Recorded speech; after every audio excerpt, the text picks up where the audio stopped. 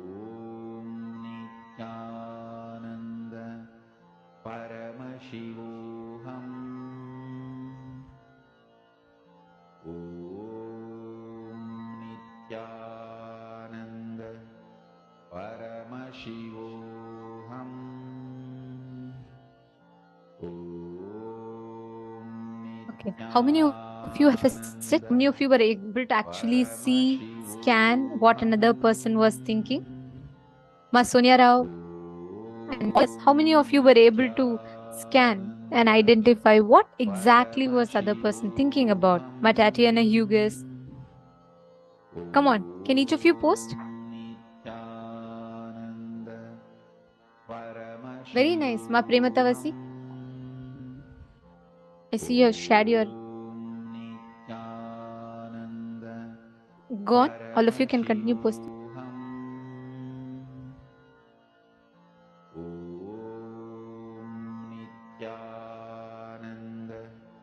Paramashivoham. Om Nityananda. Paramashivoham. Om Nityananda. Paramashivoham. Om Nityananda. Paramashivoham. Om Nityananda. Paramashivoham. Om Nityananda. Paramashivoham. Om Nityananda. Paramashivoham. Om Nityananda. Paramashivoham.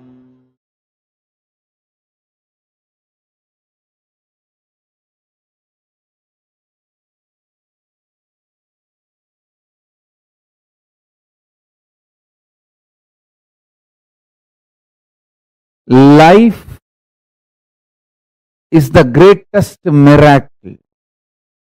Life is the greatest contribution. Life is the greatest gift to the universe from Paramashiva. Life is very extension of Paramashiva, my own being. Life is very extension of Paramashiva. When you realize and make yourself life positive, you give a superconscious breakthrough to yourself. When the group of humanity makes life positive decisions for themselves, they give superconscious breakthrough for their group. When a nation makes a life positive decisions and governance, it gives superconscious breakthrough to itself. If a civilization makes itself life positive, it gives superconscious breakthrough to itself. If a whole humanity makes life positive decisions and strategies, it gives superconscious breakthrough to itself. Life is miracle. Life is the greatest gift from Paramashiva. Every life is miracle.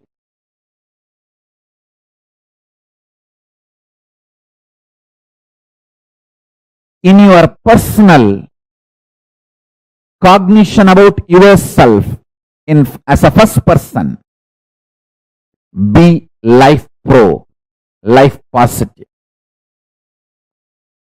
In the second person, relationships with the people in front of you, be life pro, life positive. With the third persons, be life positive, life pro. There is something called fourth persons. We don't even remember, like animals. Animals in the ocean, animals in the forest, even towards them, be life positive. There's a fifth person, plants, trees, hills, rivers, oceans, be life positive even towards them.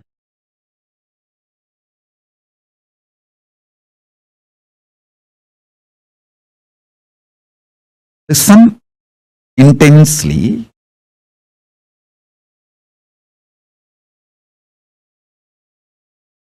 If you operate with intense love, powerful cognitions like a love, compassion, joy, bliss, giving, the Ananta Kalyana Gunas of Paramaśiva, you will expand so much. Your perception about you will expand. Your perception about life, reality will expand. Reality itself will expand. Understand? This is what I call life positive decisions. Actually, if you operate from this life positivity, even the chemicals and hormones your body secretes, manifests, strengthens your immune system. There are multiple tons of researches nowadays. If you just Google, you will find tons of proofs for what I am saying. If you operate what you consider as a love, joy, bliss, compassion, even that, the chemicals and hormones your body manifests, strengthens your immune system. And if you operate from the cosmic cognition of you are Paramashiva, the kind of the hormones and chemicals your body will manifest and the kind of the immune systems, the strength your immune system will feel, the strength you will experience is unimaginable. And I tell you, same way, every action you do from fear, guilt, anger, anxiety, the kind of the hormones and chemicals you release inside your system breaks your system literally, breaks your nervous system and destroys your whole body and mind.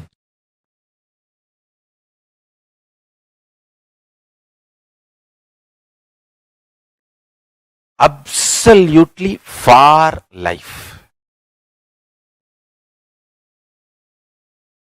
Make yourself more and more life positive for life.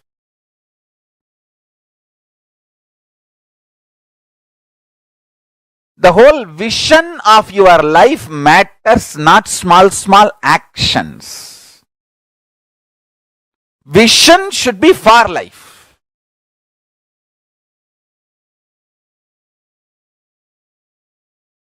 If a child is about to drink the poison without knowing it is poison, a mother may not be very polite in stopping the child.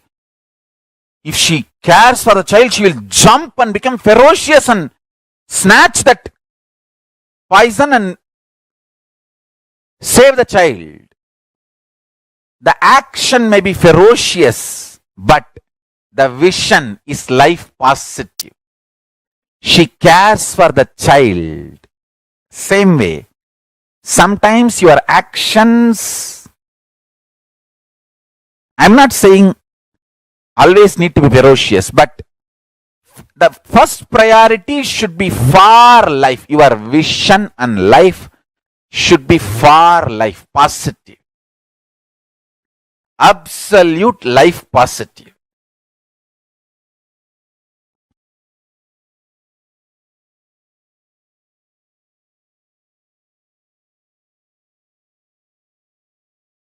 Saguni may look very sweet. He was very sweet to Kauravas.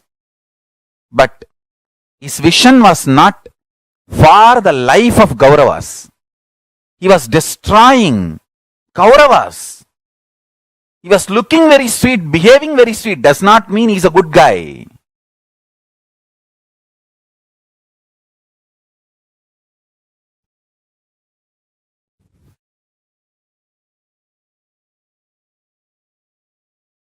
Understand? Our priority should be for life. Vision. Life positive.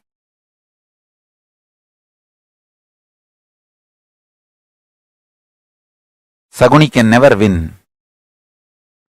Traitors can never win. They are fundamentally life negative people. They can never win. Be life positive. Go on be contributing.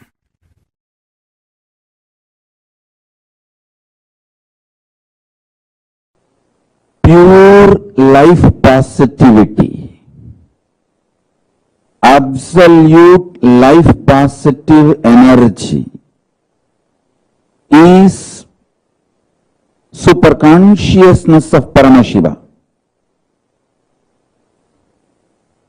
The food you eat, the way it is produced, the way it is processed or cooked, the way it is consumed, the way you detox yourself, clean your body after the digestion, the whole thing, end to end, should be absolutely life positive. Same way, the words you generate, see the pure vibration is the nada in you. How you convert that nada into sabda, sabda into language, how you use those words on yourself and how you use that words on others and how others use words on you and how you consume, get impacted, decide to get impacted by the words others use on you. The whole thing should be with absolute life positivity. Listen, I'll explain step by step. Whether the words you create and use within yourself, use on others, and the words others use on you, and the way you decide to cognize, cherish, get impacted by others' words, everything should be life positive, pure positivity. The way your food, the way your words, the way your consciousness functions, the way you cognize things happening, the way you build yourself, the way you build your life's experiences,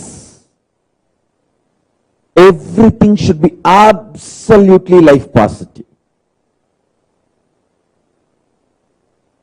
Absolutely pure positive. I tell you, I'm going to explain in multiple multi-level, multiple levels, how the attitude and aptitude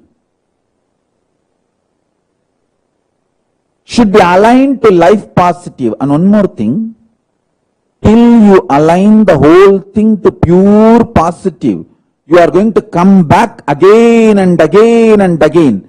So better let us do it as early as possible. Let's not postpone.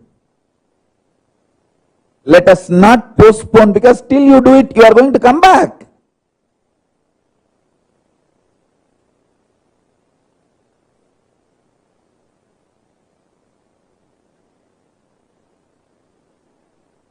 In every level, experience absolute life positivity.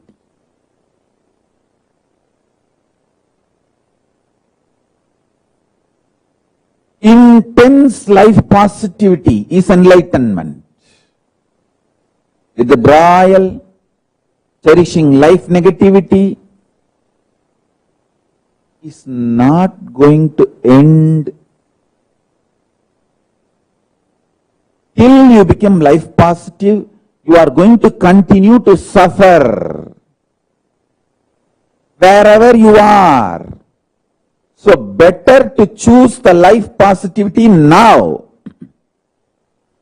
Better to choose the pure positivity now. From now, let us start building.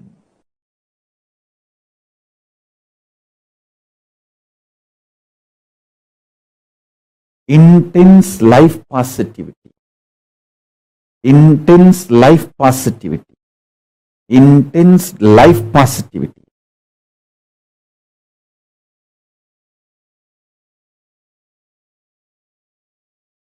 With a tremendous love, activism.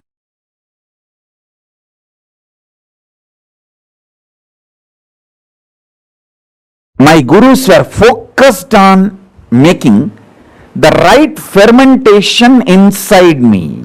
If you allow the bliss fermentation inside you,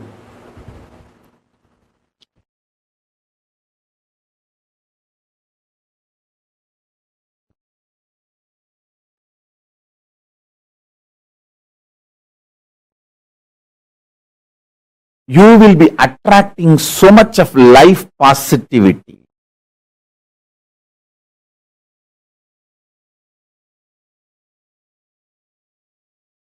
You will be just planning to expand more and more and more.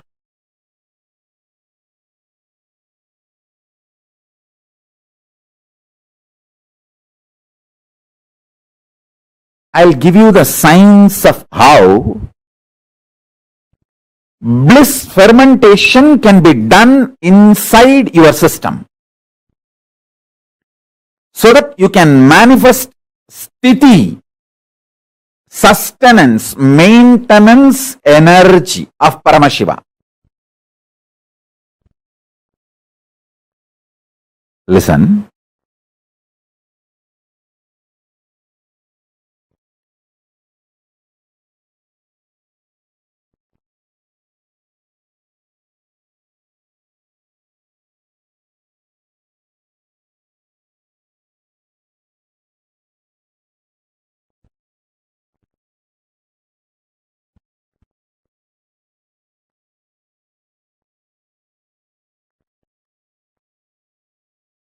I'll give you the scale.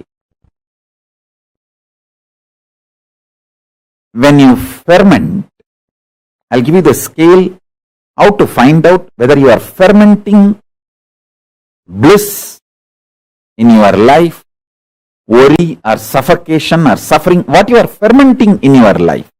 I'll give you the scale. When you allow the fermentation of bliss in your space, inner space, you will be overflowing. You will be just overflowing.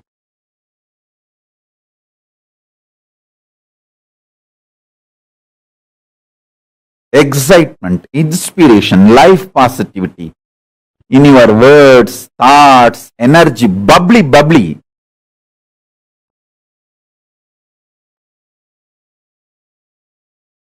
Such an exciting, inspiring.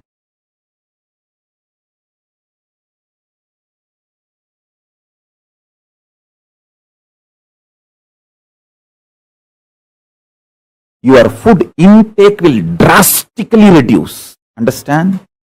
Most of you eat because you feel empty inside. And you feel by filling the food, you can fill the emptiness inside. If you ferment bliss inside you, drastically your food intake will reduce.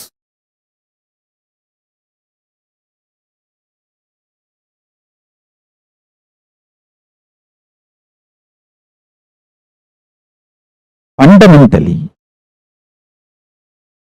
this principle of rejuvenation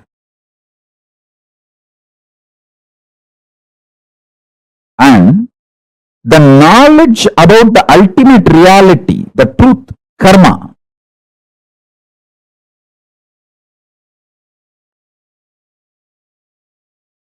the ultimate truth is we just need to go on and on and on with the life positivity. There is no eternal hell in Hindu tradition.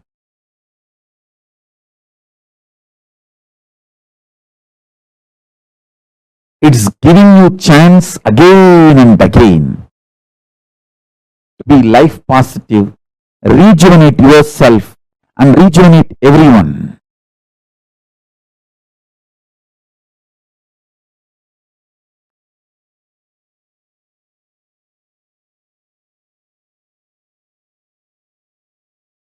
The principle of rejuvenation. Listen carefully. See, once or twice, one day or 2 days, you may miss puja. But if you create the ecosystem of doing puja every day, that is enough. Same day, 1 or 2 days you may miss yoga. But if you create the ecosystem of doing yoga every day, that is enough. You will be naturally successful. You will be naturally aligned to yoga. Even if you miss 1 or 2 days, next day you will say, at least let me do 2 Surya Namaskar as a ritual. You will start it. Same with puja. Even if you miss 1 day, next day, let me at least do it few minutes. And Jalalingam Stapayami and do the puja. The principle of rejuvenation, extreme life positivity, makes us do all the best decisions about life. Listen, we human beings are here on the planet Earth, after all, to celebrate life. So we should focus on contributing to ourselves and to others and for the next generation. That is why we treat the earth as living energy, Bhuma Devi. We don't see earth as a resource to be exploited and finish. No. Hindus are responsible for the most sustainable lifestyle, life decisions, life positive decisions.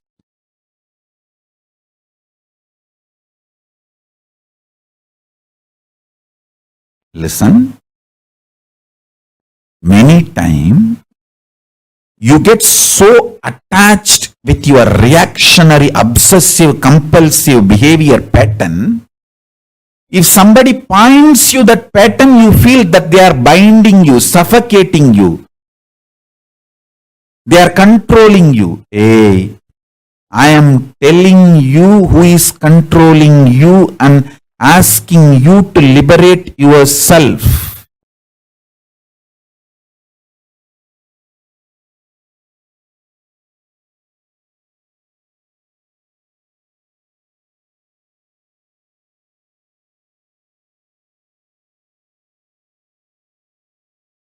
I am your friend,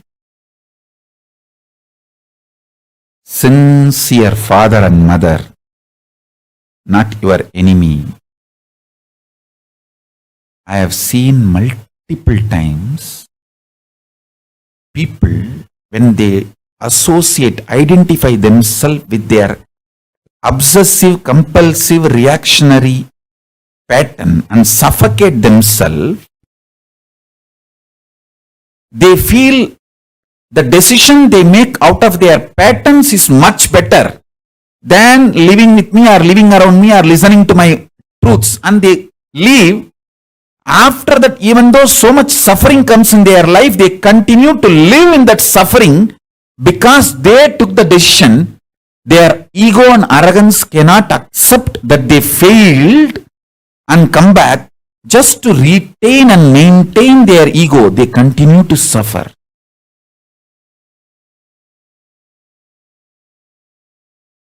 Listen very carefully. The so-called positive thoughts cannot exist without the so-called negative thoughts. Like that is why this positive thinking and all doesn't work. Life positivity only works. Positive thinking does not work. Life positivity is different from positive thinking. Be very clear. Positive thoughts and negative thoughts will always coexist. Life positivity is the foundation. That's a constant. If you study the electromagnetic forces laws, electrostatic forces laws, all the principles, the constant is life positivity. There is no life negativity for life positivity. But there is negative thought currents for positive thought currents. Both are centered on constant, which is life positivity.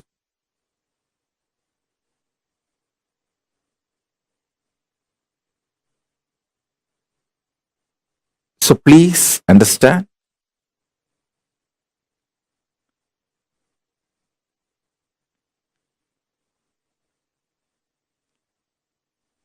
When you feel you are a broken part, you will always be afraid of the other pieces. If you know there is a constant which is in you, how much ever you have self-doubt, self-hatred, it will not go beyond certain limit. See, there are some people, they know, I fight with my husband, I fight with my wife, but I will never go to the extent of divorcing, leaving them. So that is what I call, even for your negativity, there is a limit. Even for your negative thoughts, there is a limit. Even for your self-doubt, there is a limit. So that self-doubt will have a self-confidence. Self-confidence will generate sometimes self-doubt. But both finally is established on the self. When you know that self's quality, that is life positivity. Self-doubt or self-confidence is like a self-doubt is negative thoughts, self-confidence is positive thoughts, but self is constant.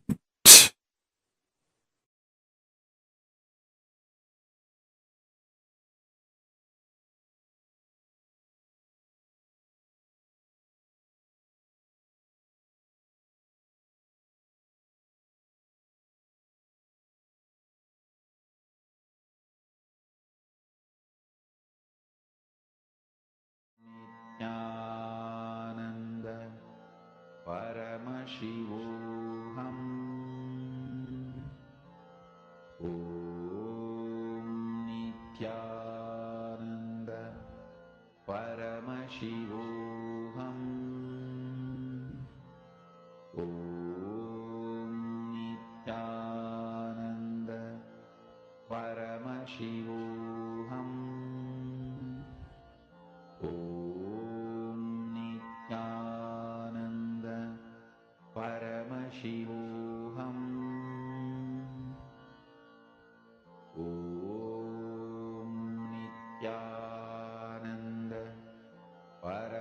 Paramashivoham. Om Nityananda Paramashivoham. Om Nityananda Paramashivoham. Om Nityananda Paramashivoham. Om Nityananda Paramashivoham. Om Nityananda Paramashivoham. Om Nityananda Paramashivoham. Om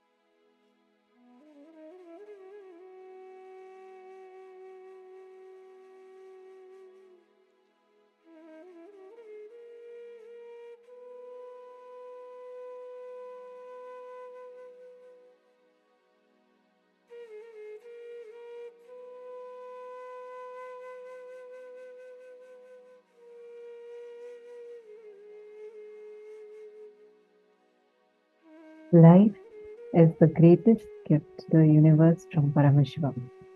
Life is a very extension of Paramashiva. Please, like how Swamiji so beautifully revealed to us, right? Where Swamiji said that the life positivity is not about positive thinking, but being your very cognition itself being life positive. It is not just having some positivity in your thinking, but you being life positive. How many of you have seen that the cognitions that you carry, many times, even though the situation would have not been actually so bad, just because of your cognition, you have ruined something for you. Like you just that one cognition that you cognize something wrongly, because of which you have had something like you literally messed it up almost. Anyone who has experienced it? See, intense life positivity is enlightenment. If you operate from life positivity, even the chemicals and hormones that your body secretes manifest, strengthens your immune system. Whether the words you create and use within yourself or you use on others, and the words others use on you, and the way you decide to cognize, cherish, get impacted by others' words, everything should be life positive. I mean, all of us do get impacted by what other people think about us, tell about us, talk about us, and how they hold us. How you hold life, how life holds you, how you experience life. Swamiji is saying all of these should be life positive. Can I request all the participants to take a moment and share your understanding of what you cognize as life positive, being life positive here. Take a moment, and all the participants take a moment to post it now. What do you mean by being life positive?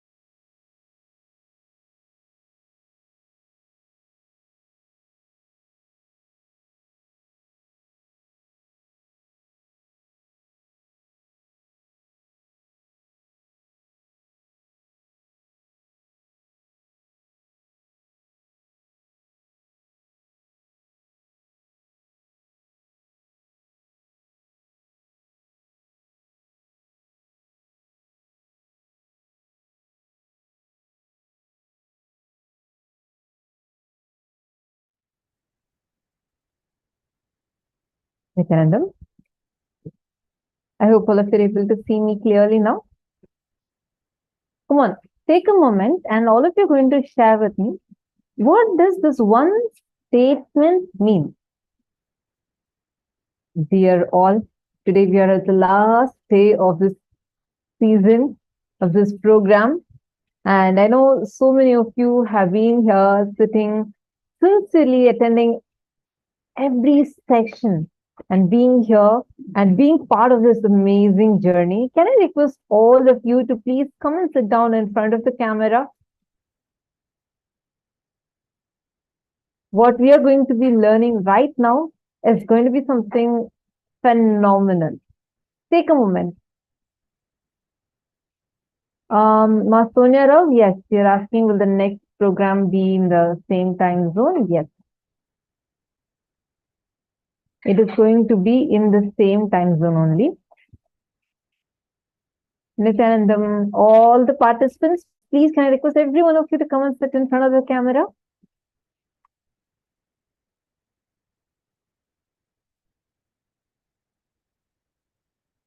Guru Prasadini and Amit Kopatkar. Come on, all of you quickly come and sit in front of the camera. I have a question and all of you are going to give me the answer and explain. Nityanandam, Lucas and Geronimus. Nityanandam, nice to see you all. Okay, what exactly are all of you understanding as, listen carefully. Now we are learning about life positivity. You would have learned about positive thinking that everything should be positive. But what is life positivity? What does that life positivity mean? And why is it so different from positive thinking alone? Come on, each of you think, is it different? If it is different, why is it different? And what does being life positive in the way you cognize yourself, the way you cognize about life, the way how people are going to perceive about you in every situation? What does that mean? Come on, take a moment and all of you share your understanding.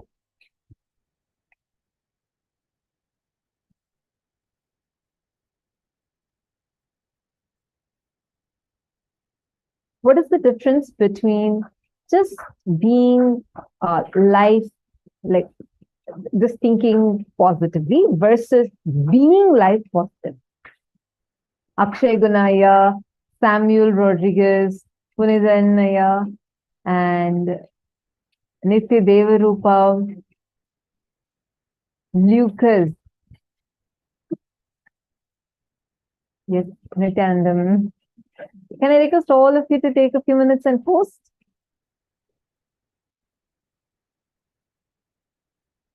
What is the difference between thinking positively versus being life positive?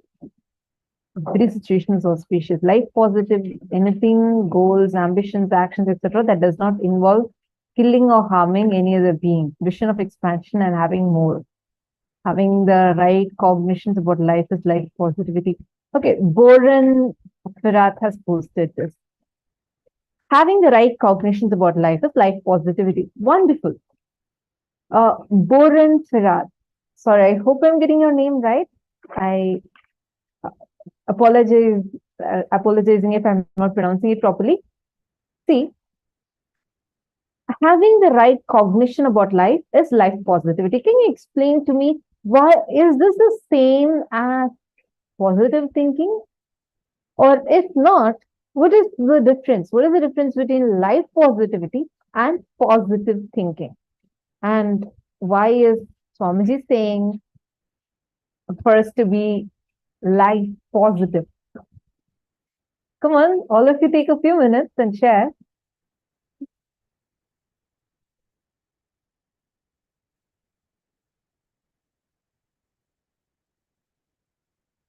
Life positivity is different from positive thinking because positive thinking is duality based.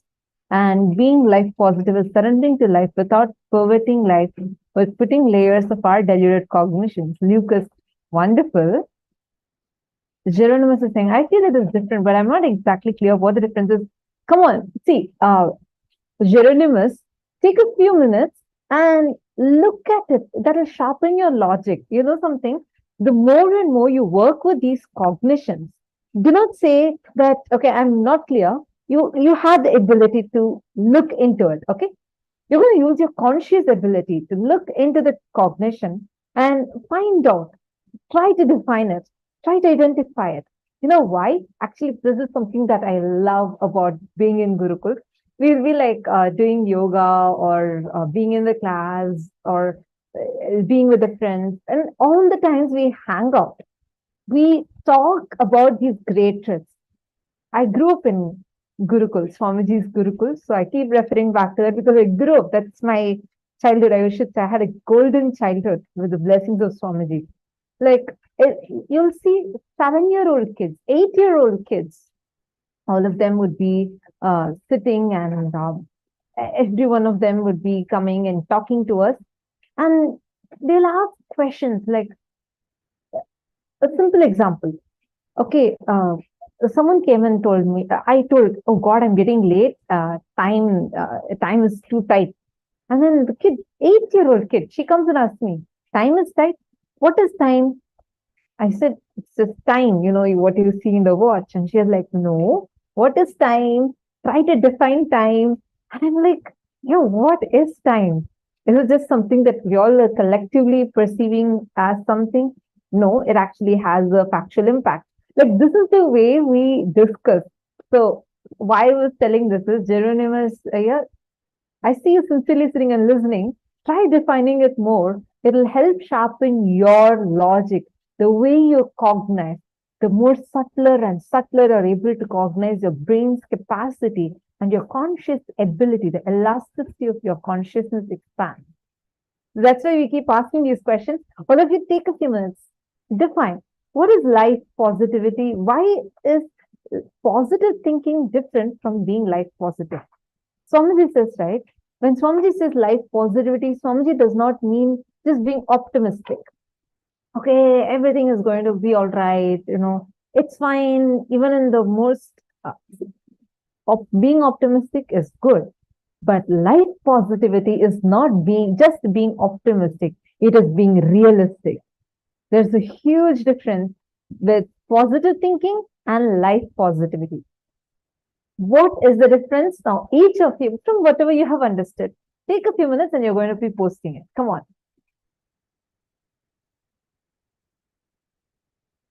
Positive thinking is fighting with the negativity. Okay? You being complete with your thoughts, with your emotions, and with others and life. Okay? Executing Paramashiva strategy in every situation, residing in the state, space, and being of Paramashiva. Okay? A little more, can each of you define it a little more? How am I supposed to be? I want to be life positive. What does that mean? From this moment, what exactly should I do? Okay, I understood. Samuel Laya has posted saying that you should do completion. Okay, what else? What does that being life positive exactly mean? Okay, I'll give you a situation, Samuel Rodriguez.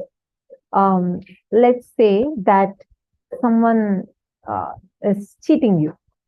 Okay, someone you didn't expect is cheating you, and you feel really broken inside, like because they cheated you. Now, how do you handle the situation if you are someone based upon life positivity? Come on, take a moment and post it.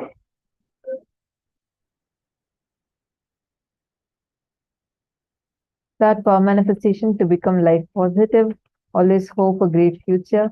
Jenny Tran, you're saying always hope for a great future. Sorry, I just want to tell one thing though. Hoping where you're going to be dependent on a probability. I hope everything becomes all right. I hope that things will turn the way I want.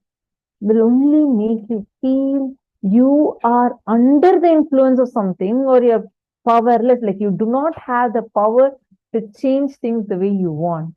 Never use the word hope. It's not hope. You have super determinism as your power, your strength to make what you want happen. You have the power, the strength. You can make what you want in your life happen. Positive thinking has a counterpart, that is negative thinking. Life positivity is manifesting Paramashiva at each step of our existence and declaring authenticity towards Sanatana Dharma is what I understand. Okay, beautiful. Little more.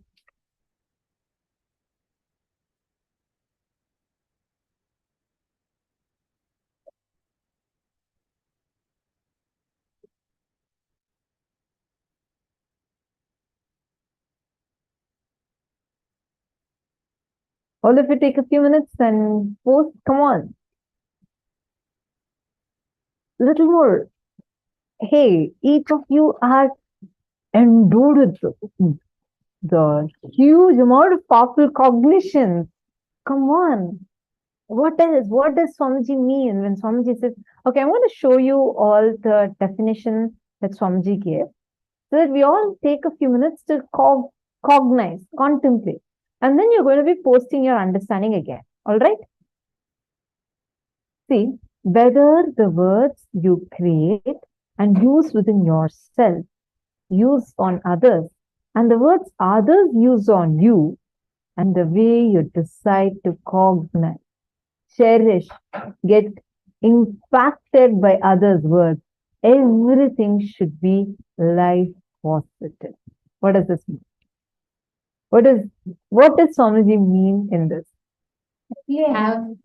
Actually, I have a very, very powerful, a very small, but a very powerful incident, which like completely changed the way I think, because I always thought, okay, every time I remember the powerful cognitions that Swamiji has taught, I always think that, you know what, I have actually been like applying that. So automatically I'll be looking at life from that perspective only. So in Gurukul, right, once I lost something that was very, like, something very important, I lost it. And at the same time, another Balasant also lost the exact something like that. What's important? And both of us were like searching for it for quite a long time. And it so happened that happened after many days, like someone had just left it. It was lying on the ground, and it's like pure coincidence that even the other person's also was found in the exact place that the other person who lost it. So both of us almost at the same time spotted it. And as I was picking up, I was just so incomplete. Like I was like, who will take and put it here? Like, how can this come here? Someone has taken, how can anyone take it? And I'm like, literally, I don't know, I'm just ranting out and I'm going and picking up. Almost at the same time, the other person also found the thing that she had lost, and she came and she said, oh my God, thank you, Swamiji. Somehow someone has kept it here and I got it now. So I'm so grateful. Thank you, Swamiji, for manifesting this. It is something so small, but I was like shocked. I was exactly at the same time ranting, saying, how will anyone put it here? Who can put it here? Why will someone even take it in the first place? And I was like, I chose to get so incomplete about the exact same situation. There was another person who had the exact same situation as me, but the way she chose to entertain or cherish the cognition that life presented to her was so different. She was filled with gratitude for the exact same happening. And that incident will not be an incompletion in her. Instead, it would have been, she told, oh, okay, then I was just praying for this. I know I got it. Next time I'll chant Mahavakya more intensely and I know I can get it easier. It is just the way we perceive life, the way you cognize everything that life presents to you.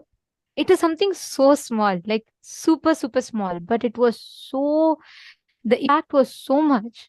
I remember this after like even 3-4 years, because for me, it was like literally like a slap on my face, because the way I just took life was so different from the way the other person took it, right?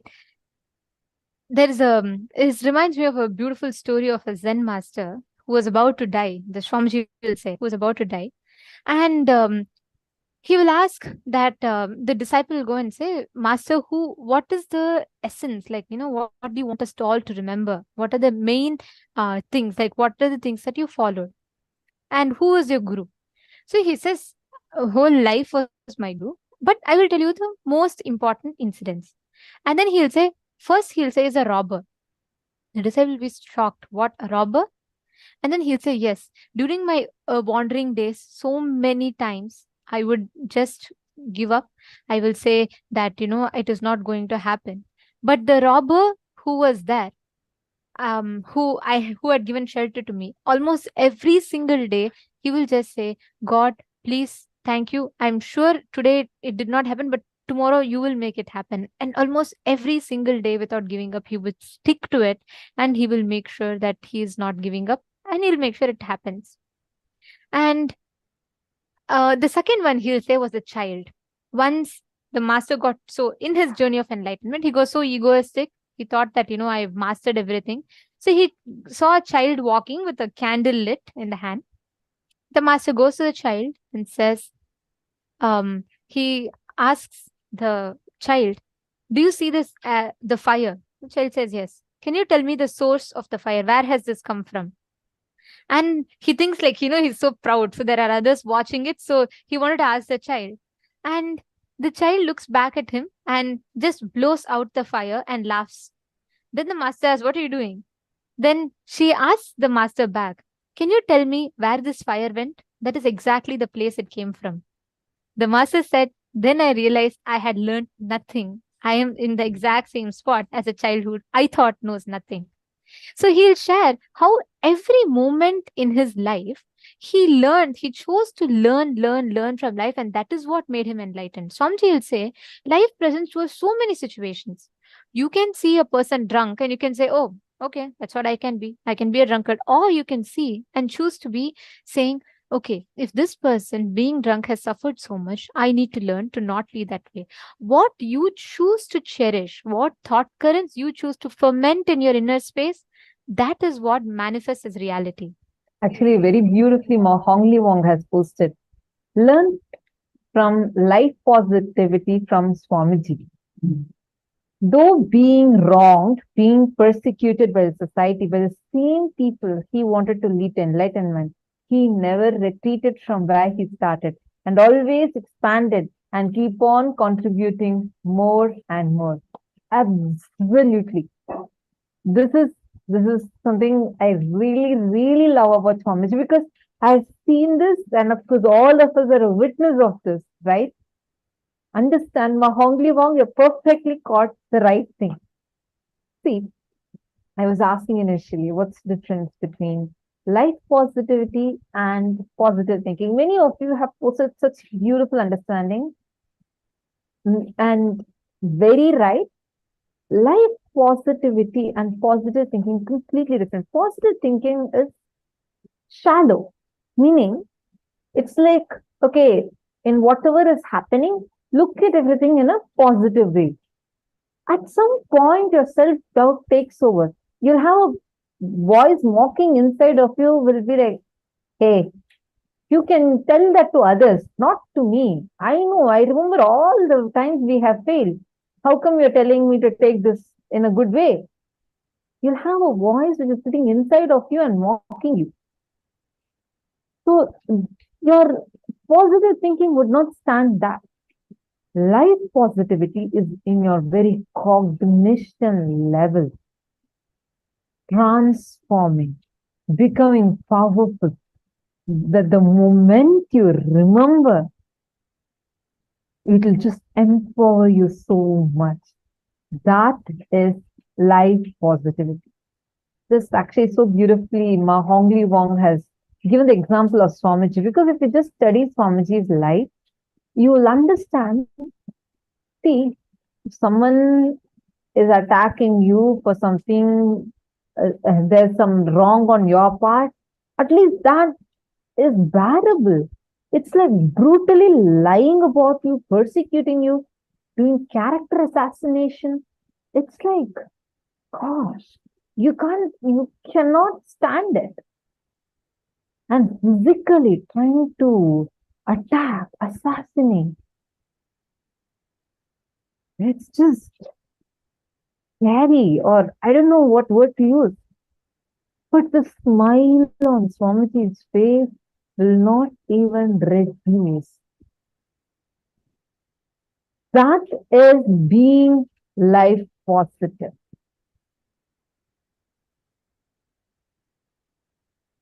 Okay, Samuel Rodriguez has posted, identify those emotions authentically, feel them and unclutch from them. Okay, so that's the way you would handle the situation. Wonderful. Now, the cognition from which you posted is life positivity. You understanding? See, you didn't say, okay, I had to see the positive side of it, but that itself will be rooted based on powerlessness. Then that is being very shallow. You're only trying to be optimistic, but being realistic is where you are choosing the path of completion. The cognition which made you now err to the side of completion, saying that I am going to decide to unclutch. I'll put my awareness, I'll put my consciousness into where that emotions are raising from, shows the real life positivity in you. You understanding, Samuel? So that shows the kind of shift that your inner space has actually gone through, which is why your immediate response was not about saying, oh, I'll go and, fight with that person, or it did not say that I'm okay, what to do, this happened, so happened, I'm going to see what's positive about it. Doesn't work that way. Because you can talk it to others, but to yourself, you won't be able to do that. Because you know yourself, you're someone who's there with yourself continuously. But from inside, becoming complete, experiencing tremendous completion, and the bliss coming from powerful cognition is real life positivity. In multiple situations, I have seen how by being with Swamiji, even the worst of the worst situations, Swamiji will just transform the whole thing. Like you'll almost feel like, oh God, everything is just collapsing. Why is it like this? Suddenly, he'll just transform the whole situation and you will see he is there with you. You will see that every time the powerful cognitions he has empowered you with will just be there. He will be there with you, holding you, helping you, empowering you. Franz Wheeling has posted, positive and optimistic thoughts sometimes have negative thoughts, but positive actions to make life active. Let life have a mission to enrich others is a life that can make us enlightened. Wonderful. Franz Wheeling, thank you so much for sharing your beautiful understanding. I would just like to add a small point over here. Even our actions would come only based on the cognitions we cherish. So being life positive starts from the very cognitions you carry about you. Even when you go through your down, you very clearly know that there is still a component in me which is untouched by any of those ups and downs that I'm experiencing. Let me just sit sit in unclutch. Let me do the completion and let me pull myself out of this. That cognition is that inside of you helps you pull yourself out of your incompletion is that life positivity is sitting inside of you. No Actually, matter what, because you know, Swamiji, Paramashiva has told me, I am Paramashiva. That's it. With that, I declare, let this change. You see it changing. How many of you have had such experiences? Actually, that's why Swamiji will say that the word life positive that Swamiji is using is just so that we understand the context from which Swamiji is saying. But Swamiji says, Swamiji says that I don't believe in all this life positive blah and crap. Swamiji says that Swamiji's teachings are not life positive, it is life realistic. It is not optimistic, it is a realistic view of life. Because the moment we talk life positive, though we are not convinced, we say, all right, it could have happened for some good, like she was saying, right? Something it can happen. You will only be hypocritic to yourself by trying to act like everything is normal. No. Life realistic cognitions these are. When you surrender, when you say, even if the worst situation comes, Paramashiva will take care. Swamiji has told, then everything is auspicious in life. Nothing can fall apart. These are all not life positive thinking. Means not in the sense that we understand. It's not like these motivational quotes. No. These are life realistic thinking, because anything else is only a layer of delusion on top. This is literally removing the suffering, understanding that it's delusion. The normal life positive thinking, it always makes you believe the suffering is true, but you're trying to, overcome the suffering by sidelining it. No, that is not what Swamiji is saying. Swamiji is saying suffering itself is a delusion. So you're going to lift that layer of suffering and put it out, and you're going to actually see life as it is. Being actually living in Kailasa, being part of this ecosystem is the most life positive, life powerful thing that you can do. Any volunteering, any which way that you're part of Kailasa, you only expand, expand, and expand more. At an old age home, the inmates were asked, why do you think God has allowed you to reach the age of 90? And one of them replied, to test the tolerance of our relatives. Understand, any situation, you can take it in whichever way you want. But if you just have the awareness, like when you are seeing a situation, establishing yourself in powerful cognition, you will always win in life. And that is life positivity. Now, right now, how do you all feel? We are on the 21st day, and just few hours before the program, the season is going to end. How do each of you feel today, being here and enjoying these last 21 days? How do each of you see, like, what has this done to your cognitions, the way you feel about you? Can I request all of you to take a few minutes and write this and post it here?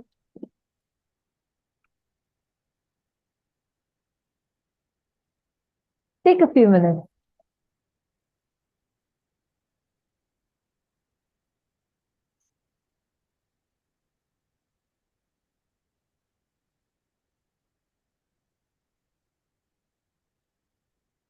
DNS below has posted, Swamiji said, in marriage, you fight and make up, but the marriage doesn't end. Help me understand. That's very powerful explanation Swamiji gave. How even that clarity that you have, same thing is the way you deal with yourself.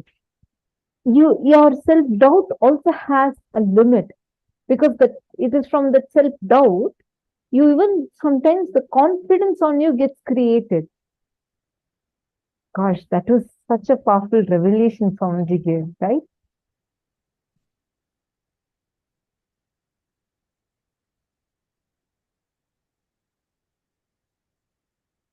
When you become part of Kailasa, when you live when you are making yourself, when you're continuously seeing life in a realistic approach, that is the right way of seeing life.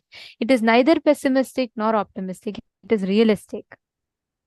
Now, first, let's all take a few minutes. Look in and see what kind of words are you using for yourself within yourself.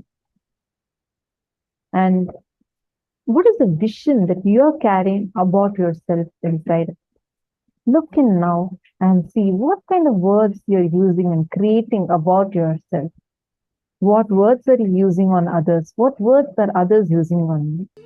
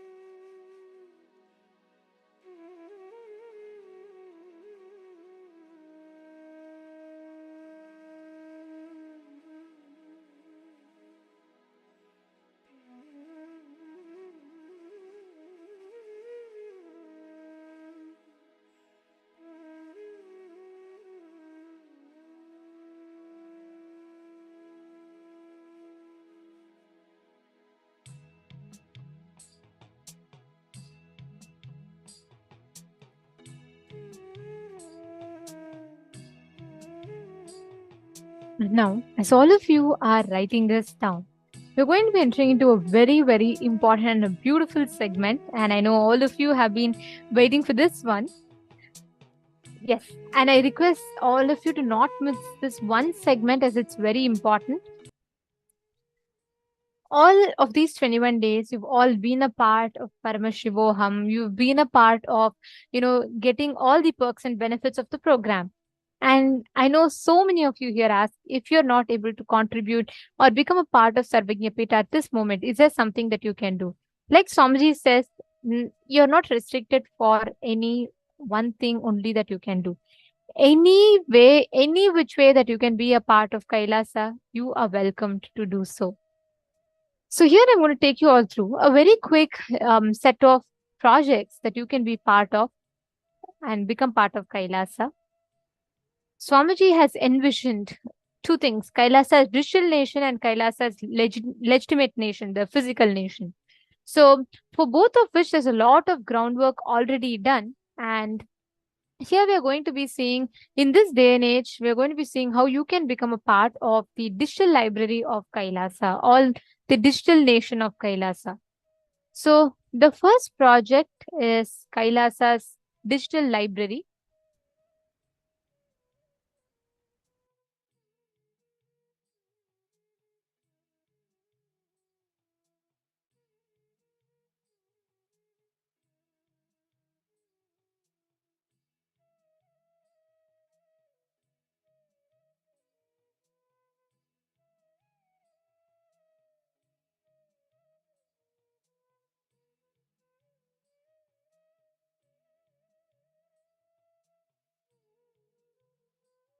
So the Nitin in the Hindu library is the largest collection of the world's largest collection of the Hindu palm scripts and Hindu manuscripts and palm leaves collection.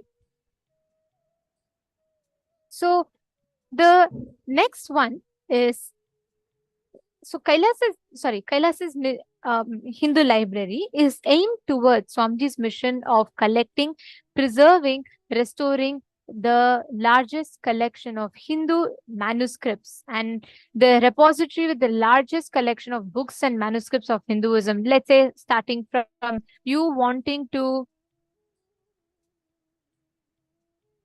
do, let's say, you want to know about Hinduism, you want to know about Vedas, Agamas, Upanishads, everything A to Z, you get it here.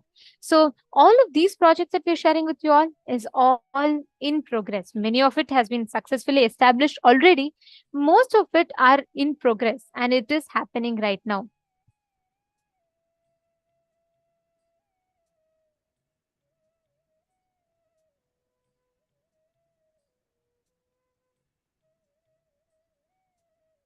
So that's one thing. And the next one is the next project that you can be a part of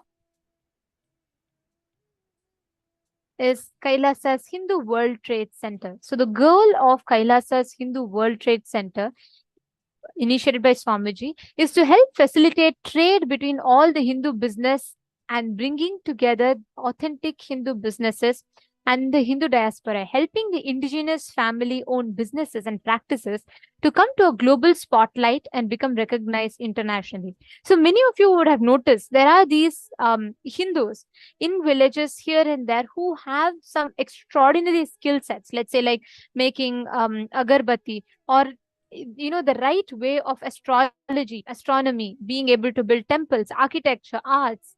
But all of these, literally, there's no platform for them to make a living out of this. And almost everyone we are losing these sciences because we do not have a way to use it. We do not have a way to revive this.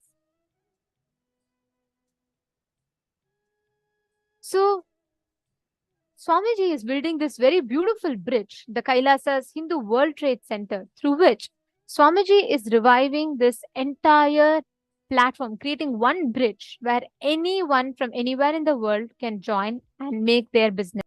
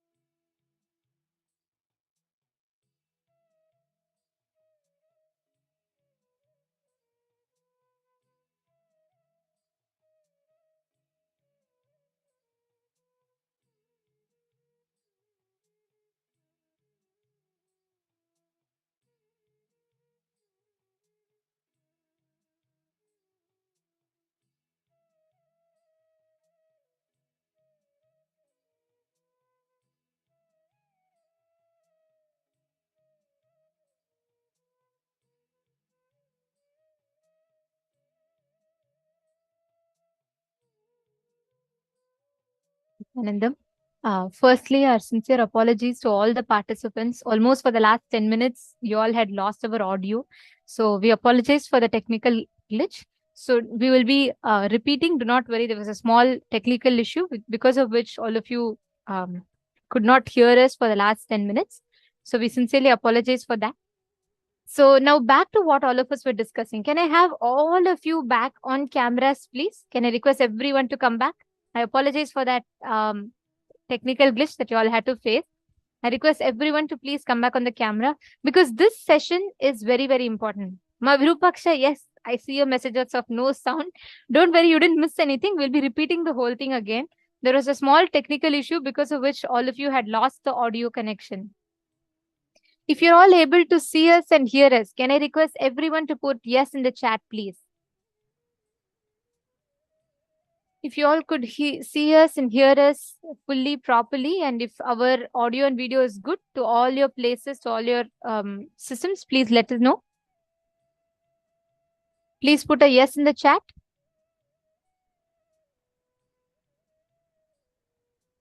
Nityanandam, can I please request everyone to confirm?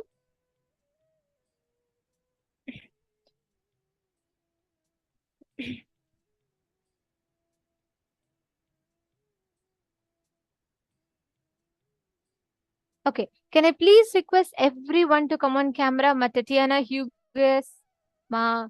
Yes, I request everyone to come on camera, please. Come on. Can I request all of you to come on camera and all the mail rooms? Is our audio and video good for all of you as well? If you are able to hear us and see us well, and all the viewers watching us on YouTube, please let us know if you see and hear us well. And I sincerely apologize for the technical glitch that happened. Now, if you're able to see us and hear us well, please let us know.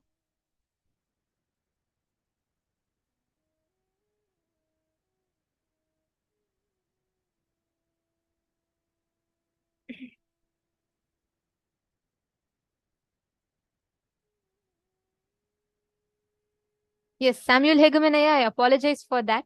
The whole audio was okay. Perfect. Thank you. Thank you all. Now we are going to be continuing this very, very important segment. So I want every one of you to be on camera so that none of you are missing out on anything. So please come back and settle down, everyone.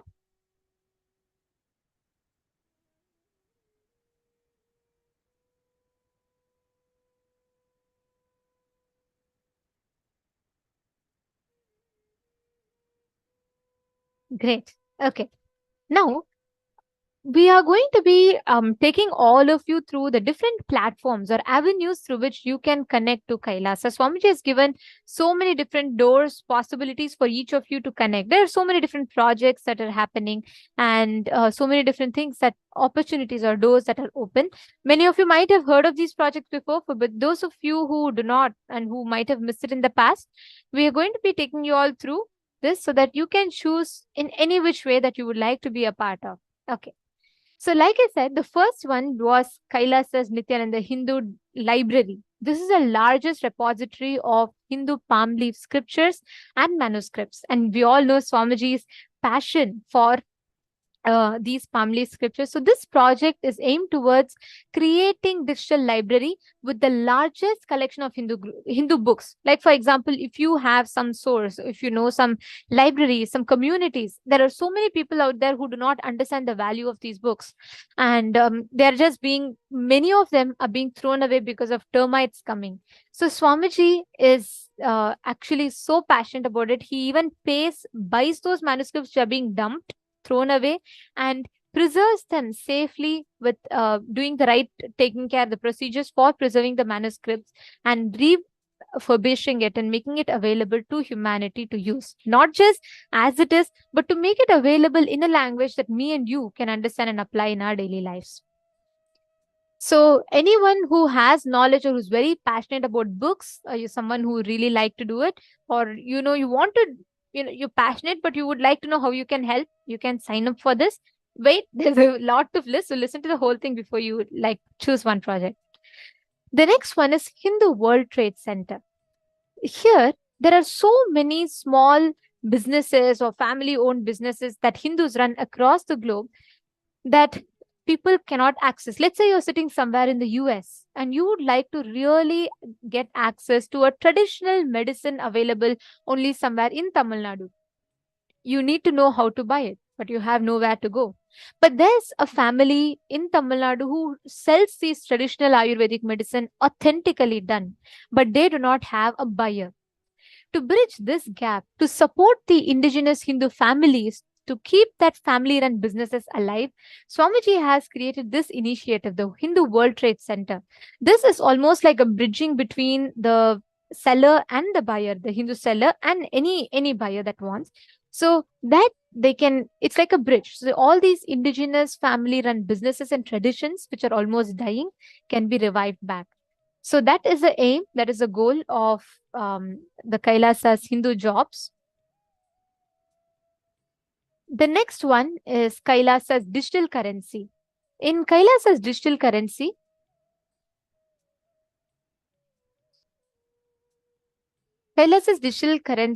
as we all know, we are entering into a further advancement in the cyber age, where most of our life now is digital, and with digital currency becoming like more and more part of our everyday lives. So Kailasa's digital currency is a very important project. If you are a person who has knowledge, the goal of this project is to enable to venture into this digital currency as well, so that we can use this platform as an amazing resource to reach out or to support the Hindu community that's growing globally. So if you are a person who has knowledge into cryptos and you would like to, or you have some skill sets as to this, you have some knowledge about this, then you can be a part of this. Of course, these are all not already rolling, but a lot of work is already underway in this. We can already see like things like Google and all is already available to people. So many of these projects are already rolling out, and some of these projects are still in the production phases or the pre-production phases. So the next one is planting Kailasa projects. So this is a super cool thing, okay?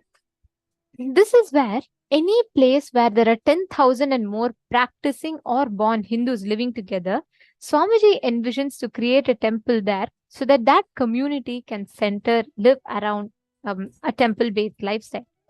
So Swamiji beautifully tells, Hinduism is fundamentally a temple-based living ecosystem. Everything revolves around temple. You can go to your job, you can be a software engineer, you could be anyone. But whenever you come back, you should be able to do your puja, you should be able to continue your lifestyle as a Hindu. Because it is these roots that has made us who we are. Swamiji says, if you forget your history, you will lose your geography. That is exactly what has been happening to Hindus. And now this is a very beautiful way where Swamiji is reaching out to Hindus from everywhere in the world to keep that ecosystem alive, up and running. So here, Planting Kailasa project involves of maintaining social media platforms as a digital ecosystem, so we can reach out to the communities living in each of these places and serve them globally. The next is very closely associated with this project. It is Kailasa's Digital Mahant Kotari Tanedar project. The Digital Mahant Kotari Tanedar project is something similar to it, where you will be owning, like how we have Mahants who are owning the physical Kailasas, who will be running the physical Kailasas, like Los Angeles has Ma Muktika, or San Jose has Ma Snehamaya, and so on. Each of these House of Representatives are successfully governing their local Kailasas and executing the Kailasa as per Swamiji's vision. Kailasa's digital Mahant is something very similar along those lines. But here, there is a small difference. The digital Mahants will be owning a digital ecosystem as opposed to a physical ecosystem. So you're not able to spend your time going to temple every day. But you can take out time. We all do. We all sit and scroll through our Instagram feed, YouTube feed, and we catch up. That time that you read so much of or spend time binge watching videos on Netflix, you can actually take out some time to post, make 1 or 2 posts from your side in each of these ecosystems to keep them alive, to keep them supporting the ecosystem, to share knowledge about Hinduism. So that is what this project aims to. It aims to reach out to all the people around the world, and we can enrich them through the social media. The next project is KAILASA's Ministry of Digital Archive. If any of you have any questions pertaining to any of these projects, please feel free to ask. You can feel free to go ahead, share and ask. So this is one of the most coveted project, I would say, because it's been almost more than 20-30 years since the whole Sangha has started and Swamiji established the Kailasas around the world. And this project is where you're going to go back to the archives, the old videos, and we are going to be chronicling them, collecting them and publishing it for the world to enjoy. It has Nityanandapedia, Hinduismpedia, and Kailasapedia. Hinduismpedia is focused on the rich, authentic narrative of Hinduism as it is, presenting the true history of Sanatana Hindu Dharma. Let's say you're a person who has a lot of knowledge in this, or you like to really do research and study about how our ancient ancestors were. And this Hinduismpedia focuses on presenting the prehistory of, before Swamiji descended on planet Earth till 1978, all about Hinduism. And Nityanandapedia is the chronicling of the advent of the avatar since 1978, which systematically documents the public life of Swamiji, displaying his hard work for the last 30 plus years. The next is Kailasapedia. Kailasapedia is all about the happenings all over the world in Kailasas around the world that's established by Swamiji and how it is happening. So in any of these three, if you're a person who's very good at web designing, or you have a lot of knowledge as to, handling websites or being able to do video editing, photo editing, then this project is something that you can surely be a part of. The next is the Kailasa's Hindu compliance system, which is underway. The work, it's still in its pre-production phases. So the Hindu compliance system of Kailasa, we have standards and compliances on multiple levels for various things, especially when it comes to food, agriculture, and other common things. Like we all will know, an example that I can give is like the halal, right? Each religions around the world or each societies, communities around the world have their compliance system. Hinduism, in fact, has the most detailed compliance system, where there are 600 standards from Vedas and Agamas and Bhaga Shastras in 7 major categories. We have food standards, lifestyle standards, power manifestation standards, sacred arts, town planning, fashion standards, temple management, and ritual standards.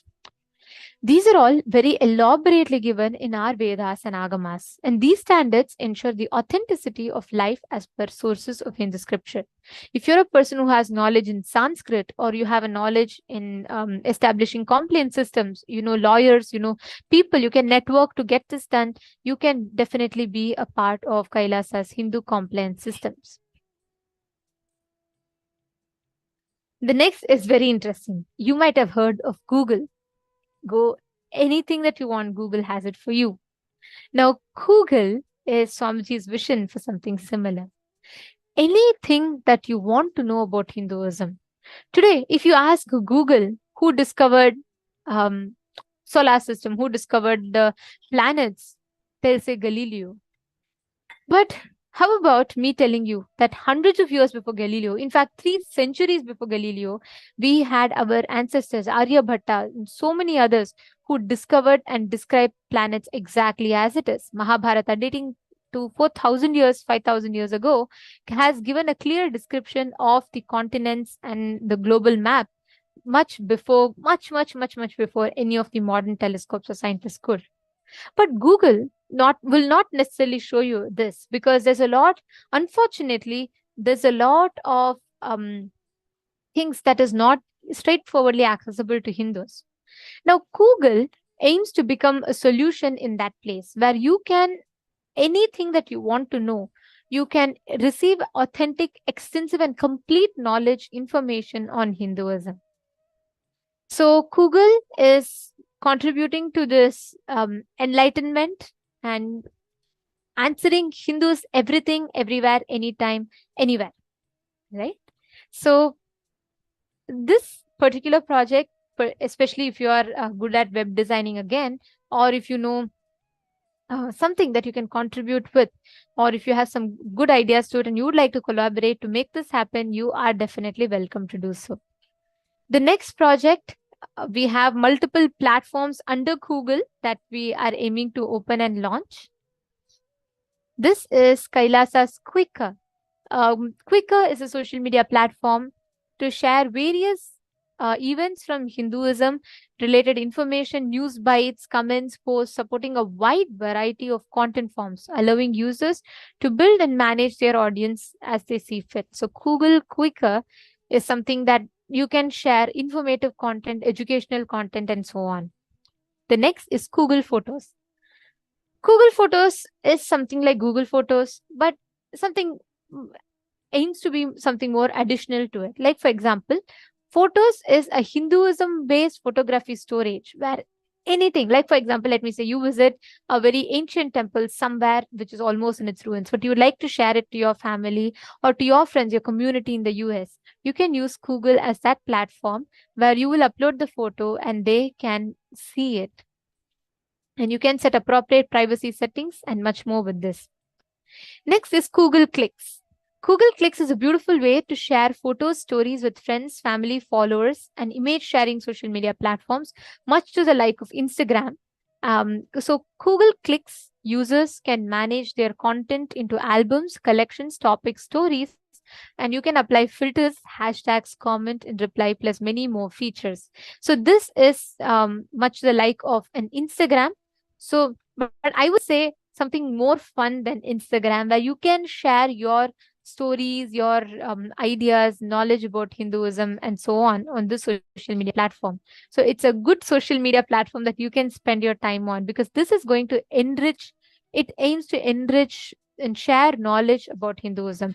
So all these platforms, once again, are in their pre-production phases, which means if you are a person who is very good at building apps, software, or programmer, or you have a lot of knowledge in coding, all of these, please feel free to join us in this Google creating the apps, development of apps or websites and all of that. So you can definitely be a part. The next thing that's coming soon is Google Music. So Google Music is where a collection of musics. This I know is jackpot for so many of us, because many of us are like, where do these songs come from in Darshan? Like, I would like to have it for myself, and I'd like to listen to it when I drive to my office every single day. Then Google Music has got your back. This has all Hinduism kirtans, chanting, songs, mantras, ringtones, and all such other Hindu audio material tailored for your listening pleasure.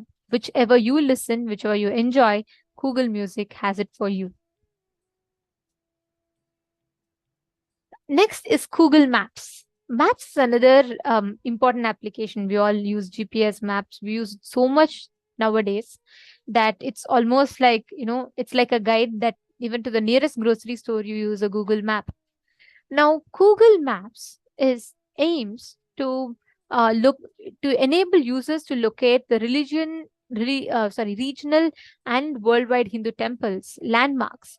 And you can know, for example, if there's any Diwali celebration happening in your vicinity, it'll pop up a notification on your map so that you can join that local celebration that is happening. So you can gather together in your nearest Hindu community to celebrate our festivals, culture. The next is Google Calendar. So Google Calendar is a comprehensive list of local and worldwide Hindu festivals, events, celebration, with many more useful features. And let's say, for example, you want to know when is the next Pada Puja coming up, when is the next Krishna Janmashtami coming up, and you want to know what are the preparations for that, what are the pre-rituals for it.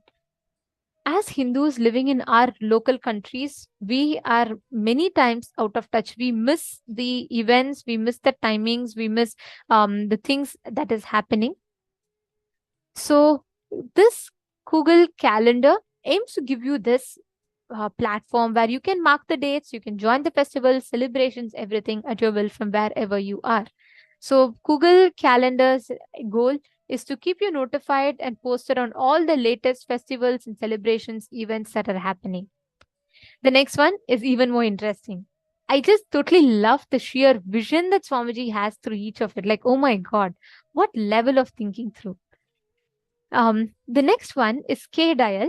KDial is also another platform that's almost in its pre-production phases, but this has already rolled out partially. It is actually actively happening department, because we do have these sessions, the power manifestation sessions, Akashic reading sessions, or we do have individual healing calls. It's already rolling out. It's a huge service that's already in store, in place.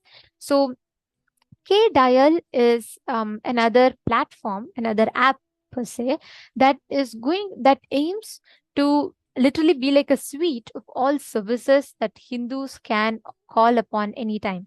Like how you have the 911, but this is a cosmic 911 where you can connect. And let's say you're building a house and you want to know which house should Rahu or Ketu be in, so that you can plan your house more successful. You want to have questions to astrology, you want to have third eye solutions, you want to have body scanning, healing. This is that one-stop solution. Just call and you get all Hinduism based solutions. Like you're really going through some mental depression or something and you would like to have a one-on-one conversation with someone, we got your back. KDial is there, and KDial can give you, it is that platform which any time you can access from anywhere in just a few clicks to experience solutions from any different walk of life that you are in. So this is largely rolling out, but the app itself, if you are someone who is very good in app building, or you know all these ways to organize these services, or like a call center, you're very good, you have some knowledge or expertise in these, you are welcome and open to, please feel free to sign up for this particular project.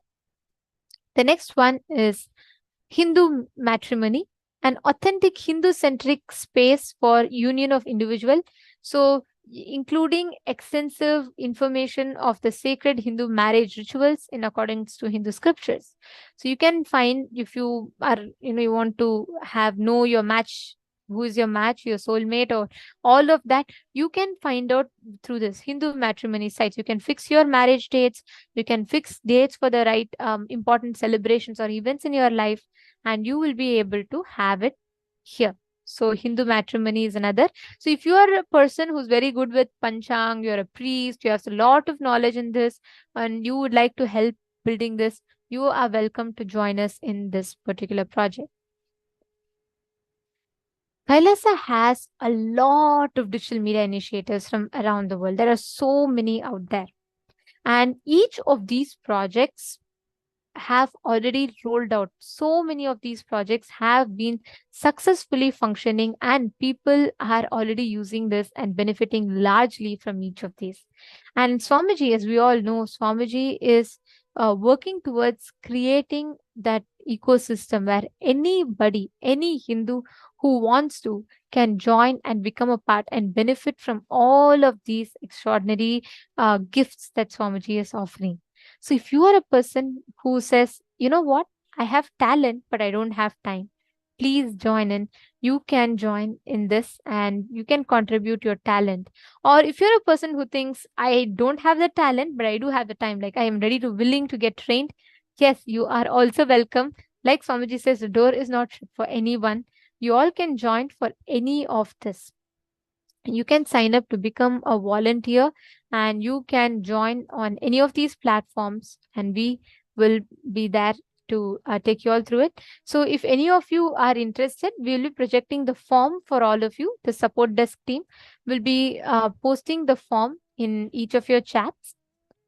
So we request all the participants to take a few minutes.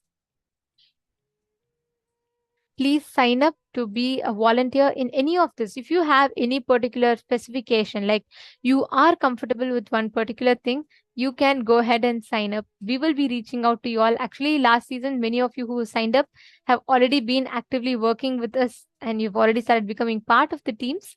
So if you have still not signed up, you would like to, please go ahead and take a few minutes and you all can sign up. We'll give you all a few minutes. The form link will be projected as a scroll for all of you as well on the screen. Please go ahead and you all can take a few minutes, choose whichever project you like, and you can sign up.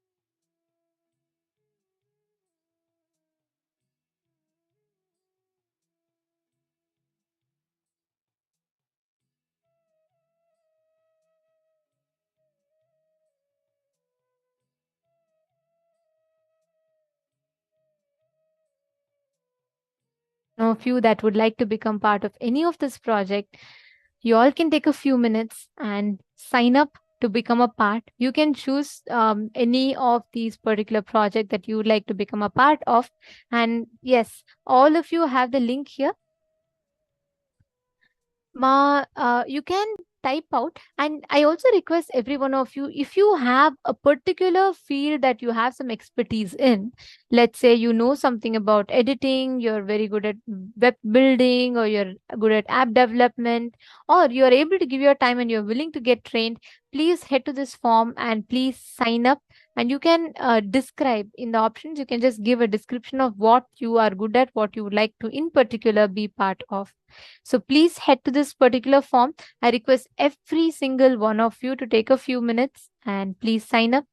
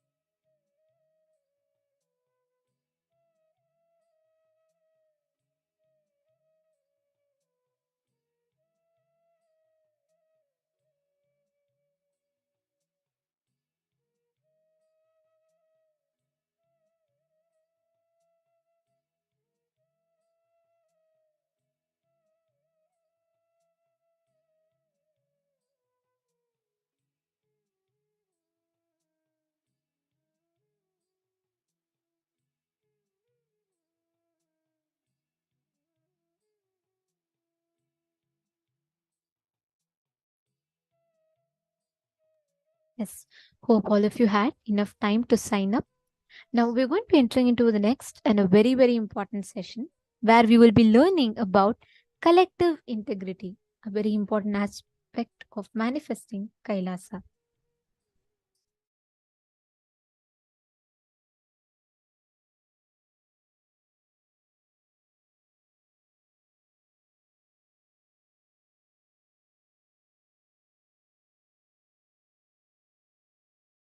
Now listen, let me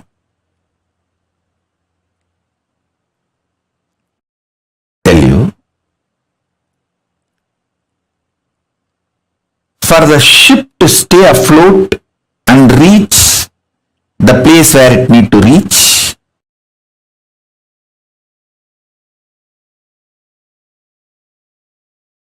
everyone in the ship need to be integrated. It's called collective integrity. A maintenance engineer cannot think, oh, I have done my job, but the fuel manager is not doing his job, or the cleaning person is not doing his job. So if the ship sinks, I will not be blamed, I will not be questioned, I am safe. Let whatever happens to others, or whatever others do or don't do, what is there for me? That level of integrity will not work for the ship to stay afloat. This is exactly done by the Hindus.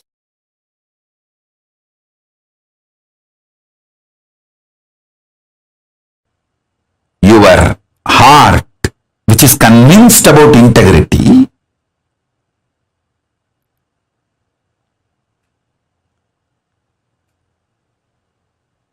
need to convince all the organs of your body and organs of your life. See, when I say organs of your body, you all understand. Heart, lungs, brain, intestine, all the organs. You all even feel, yes, I should convince all the organs of my body. True. But why should I convince the organs of my life? They should convince themselves.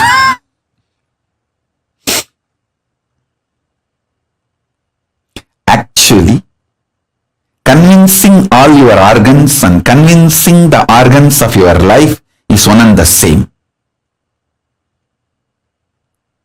All of you listen, if you are not able to convince your husband, some parts of your brain is still not convinced about it. If you are not able to convince your wife, some parts of your emotions are still not convinced about it.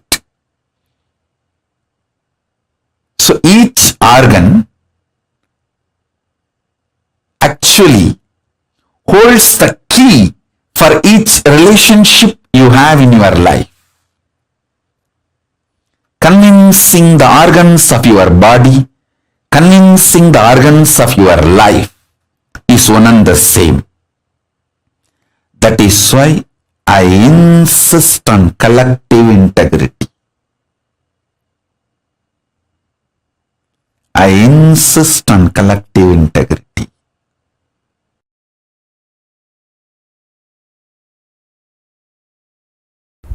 Understand? Your stomach pain will be directly connected to the cobwebs you have not cleaned in your bedroom. Your ulcer is directly connected to the outside veranda you have not cleaned your house. Don't think how can that and this be connected. Only if you have ulcer, stomach problems, your eyes will not even be aware of the dirt around you. If your eyes are not even aware of the dirt around you, something is boiling inside you. You are preoccupied. All preoccupation manifests ulcer, understand? All preoccupation. If you take haritaki powder, you will clean your house. This may all look very funny, very funny side effects. You think, oh, if I take Aritaki powder, I'll clean my restroom. That I understand. Why will I clean my veranda? Live, you will understand.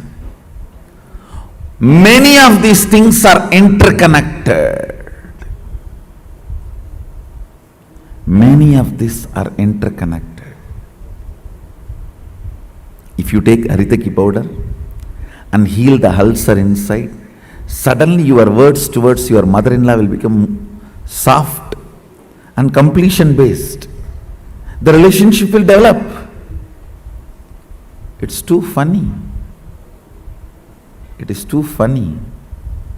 What affects what? Which one touches which one? It is too funny.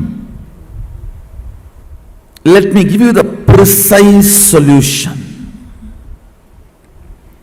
State is achieved by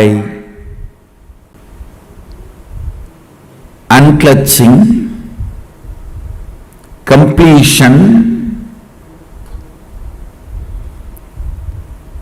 all the methodologies of putting you in Nirvikalpa Samadhi as on now.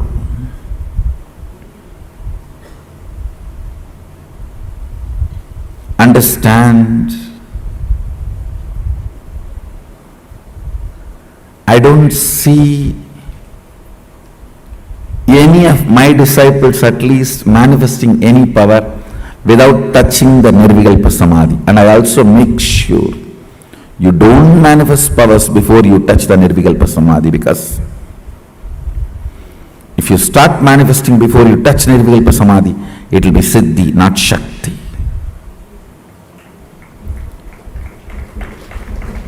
Nirvikalpa Samadhi is too important. Nirvikalpa Samadhi is too important.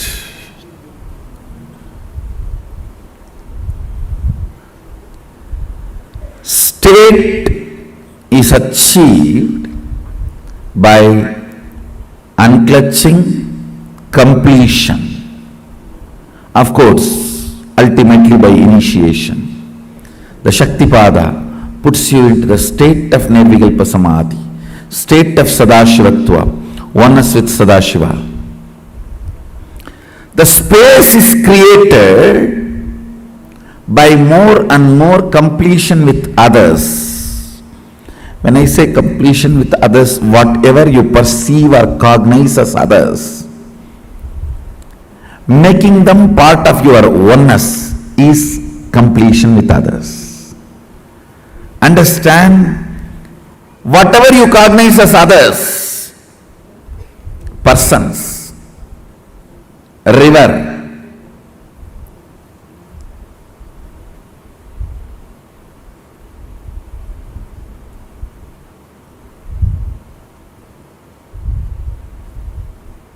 hill, whatever you may cognize as others, imbibing them as part of you, getting them as part of you,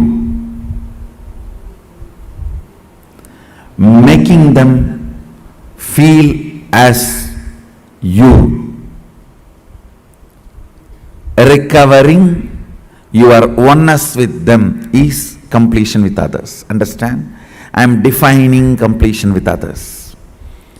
Anything, anybody you cognize as others, bringing the original cognition back that they are one with you, waking up to the oneness with them or at or it, realizing the oneness again is completion with others. Completion with others is not apologizing to others. Understanding others. Others are as complicated as you. Understanding others are as complicated as you. brings completion with others. You are not a bad person, you are a complicated person. All your dimensions are very strong. What others consider as good part of you, what others consider as bad part of you, all are very strong. I tell you, just like you are complicated, everyone is complicated. Understanding everyone is complicated brings completion with others, and you start feeling oneness with them. You start feeling oneness with them. Identifying yourself with others, putting yourself not in their shoes but in their crown. Why should always the word putting yourself in their shoes? No. We Hindus, we put ourselves in their crown.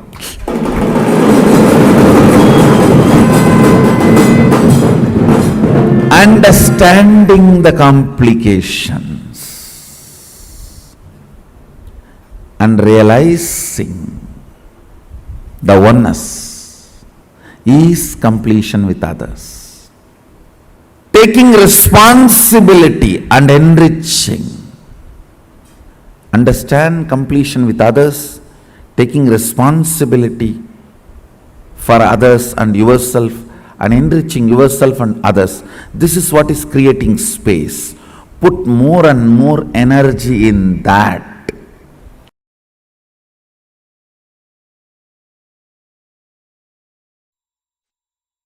All your patterns, obsessive, compulsive, reactionary patterns,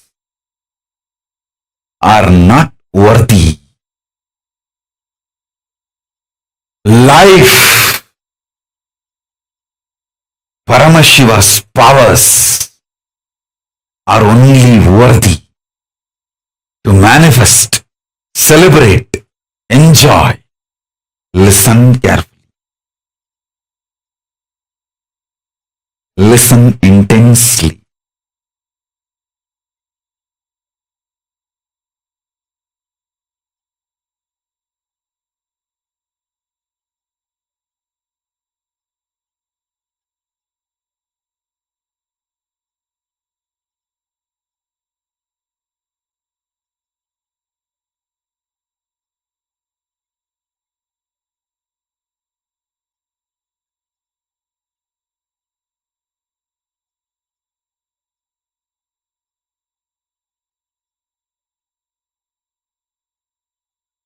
Unable to build collective integrity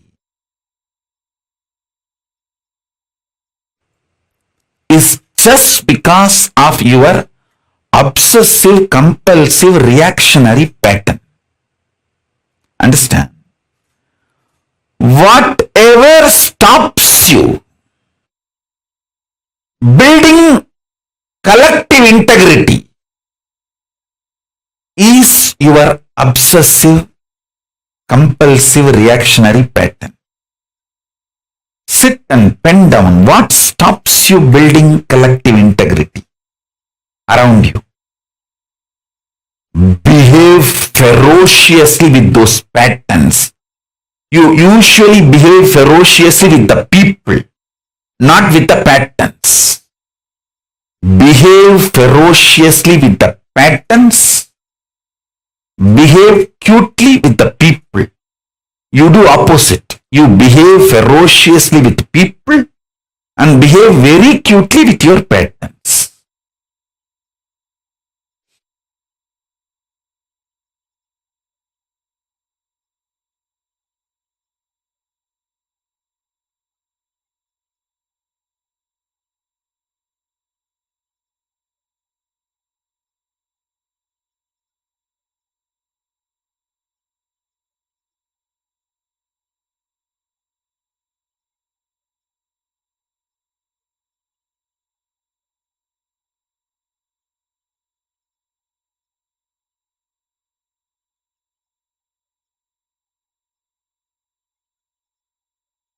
Every time you behave ferociously with your patterns and break, you manifest at least one power of Paramashiva. Listen.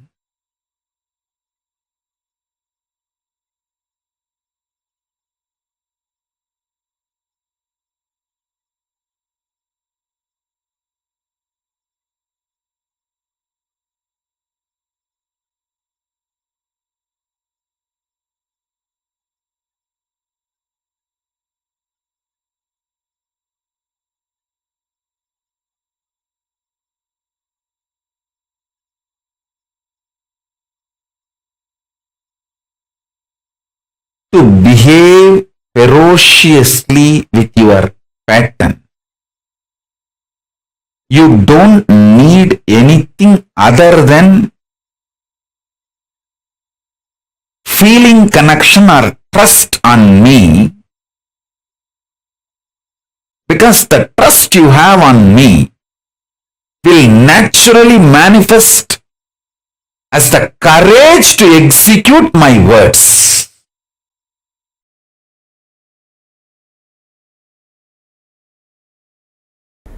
Intense activism, involvement, and deciding to make it happen. Nothing else is useful. Nothing else is required. The stamina, energy in the guts to make it happen. Will, persistence.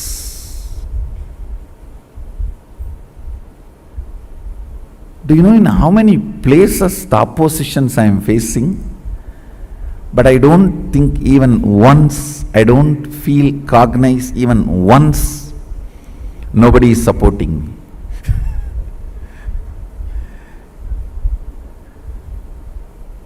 I am very clear because I have taken the responsibility. Sadashiva himself is supporting me.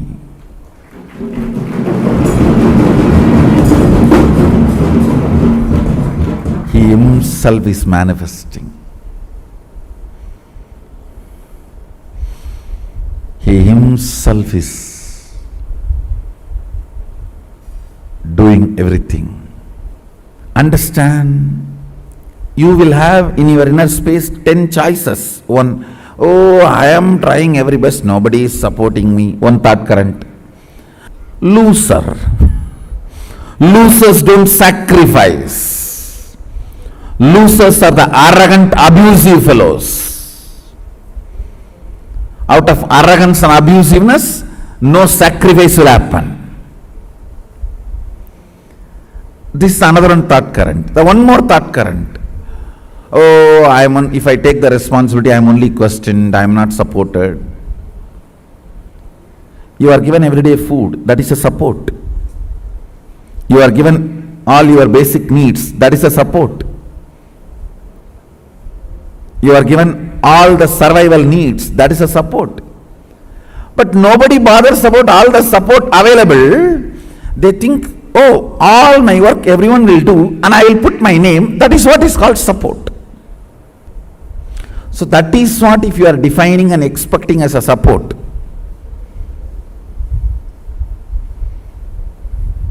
You will have Bodha Ganas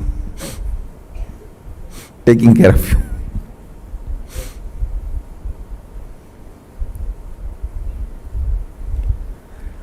All these thought currents will run in you. It is you who need to decide to which thought current you are going to give life. To which thought current you are going to give life. You are an adult, decide to which thought current you are going to give life. Your life is going to be like that, that's all.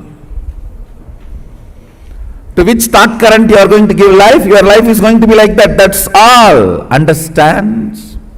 Somebody decided to have a Ganga Snan and started his journey from Rameswaram. Today he may not have Ganga. He may have only the streams in the roadside to take bath. but only if he does not dilute his vision, goal.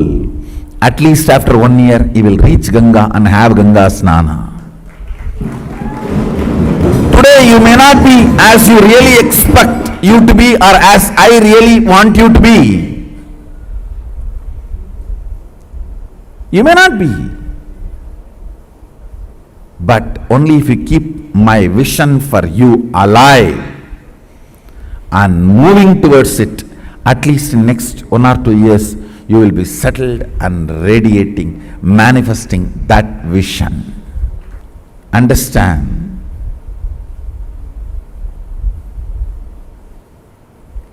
Life happens to you when you decide to make it happen. If you are sitting, let things automatically come. Automatically only one thing will come, that is problems. Life happens to people who consciously decide. That is actually a good news. It comes to you only the way consciously you decide. Means what? You develop, you decide, you design. That's such a good relieving news. So I know there will not be any unexpected problems. That's a freedom. Feeling empowered. It is we who decide and design the life. To what you are loyal, that will be your life.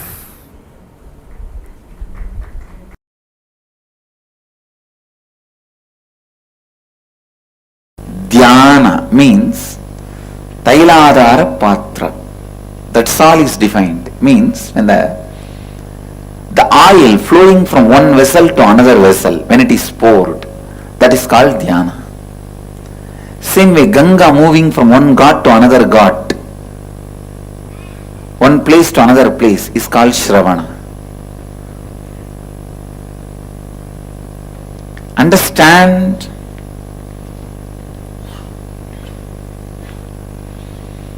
Shravana, listening, is one of the most powerful process to achieve completion. Most powerful process to achieve completion. When no one stands by you, completion can stand by you. When no one listens to you, listening will listen to you. Develop this habit of listening. You having the habit of listening itself will be such powerful friend to yourself. Please understand. You can develop a best friend for yourself through the habit of listening. Your habit of listening can be an amazing friend for you in all your difficult times.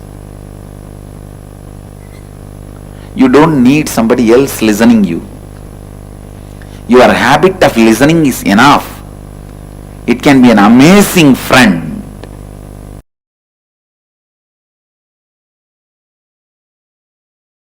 For that 6 days, all of you who want to do Kandasashti Vrata, gather in one place. Cook together. Have only one meal during the sunset. Whole day don't eat anything.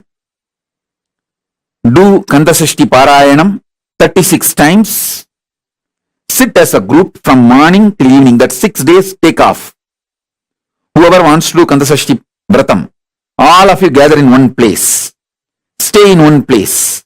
Rent a place and stay in one place. From morning till evening. Do 36 times Kandasashti Vrata. Means Kandasashti Parayanam. Kandasashti Kavacham chanting.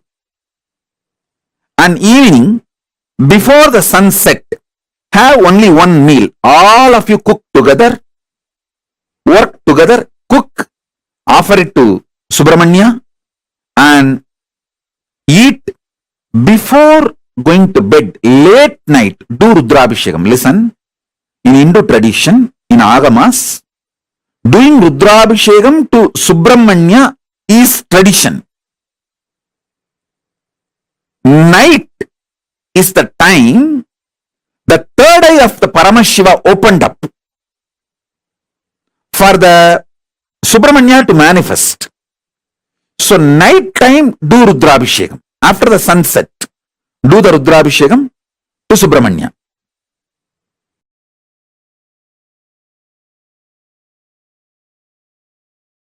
Kailasa lifestyle is a beautiful preparation for you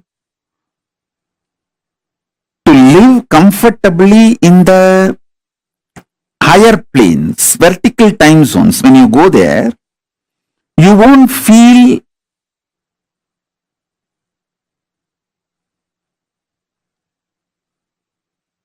cultural shock. You will not feel cultural shock when you go to the higher planes if you learn the Kailasa lifestyle here on the planet Earth.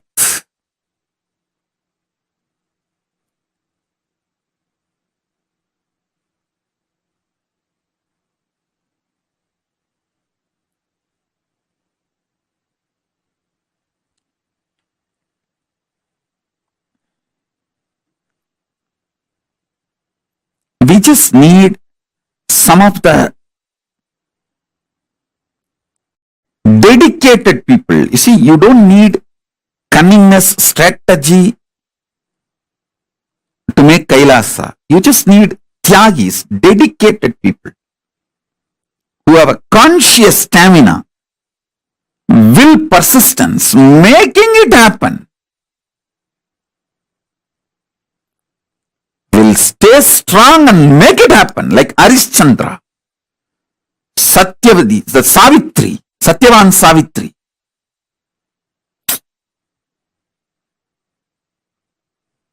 Whatever, will, persistence.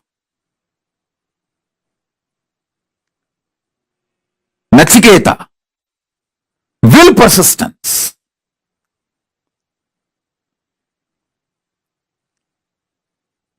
A child fasting for 2.5 days without food and water is equivalent to an adult fasting for 2.5 years. Because for child, food is the only life, source of life. For an adult, there are multiple sources of life. His body has evolved to use multiple things as source of life. But for a child, food is the only source of life. And a child, Nachiketa, fasting for 2.5 days is equivalent to an adult fasting for 2.5 years with a will, persistence. Satyavan Savitri, Nachiketa, Arishchandra,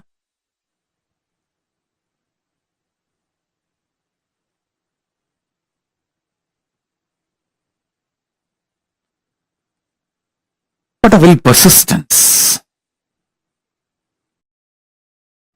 We need just few people with that kind of a conscious stamina, will, persistence to create collective integrity, to make collective integrity for Kailasa to happen. They become the foundation of Kailasa's evolution. Not any efficient, cunning, strategic, no. It is dedicated, tyagis,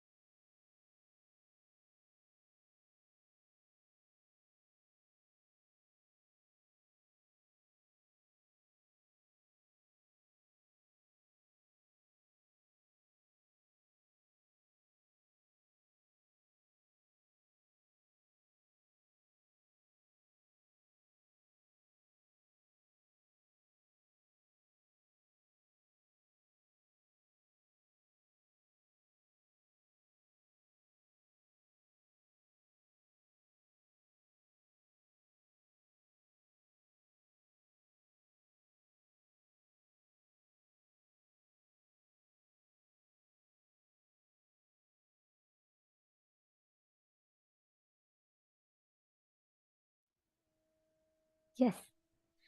Swamiji revealed a very, very beautiful truth.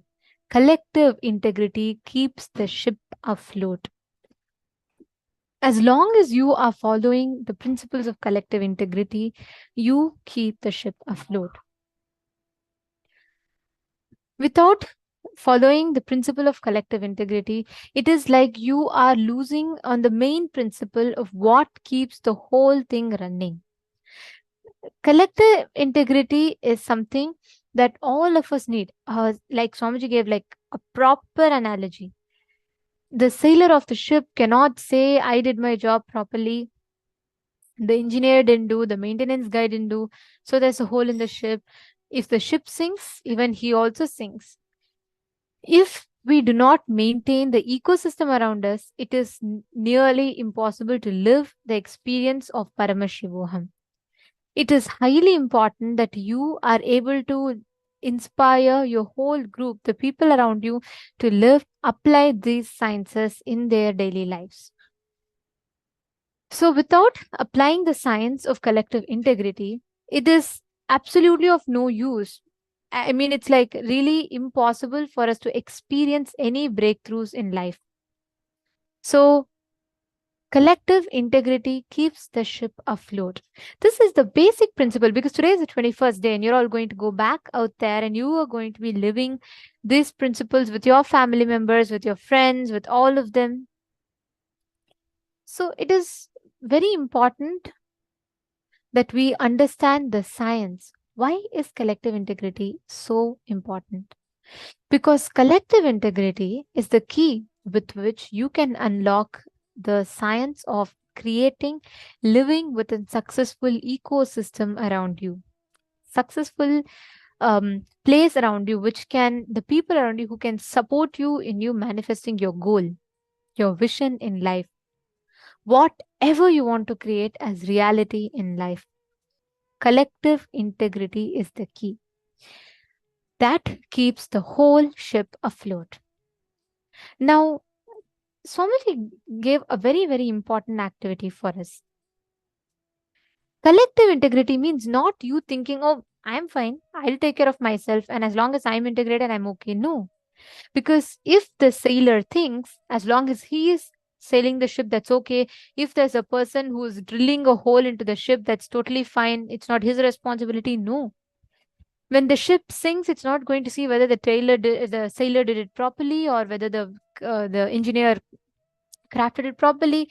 The ship sinks, all of us, everyone inside is going to sink. Convincing the organs of your body, convincing the organs of your life is one and the same. Whatever stops you building collective integrity is your obsessive, compulsive, reactionary patterns. How many times many of you feel, as long as I am integrated, I'm good with that. I think managing others or inspiring others to be integrated is little too much and I'm not ready for it.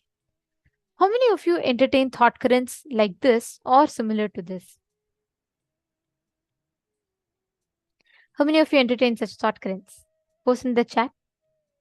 And how many of you are identifying that these thought currents are what misaligns you from the collective integrity, the space of collective integrity? Please post that in the chat.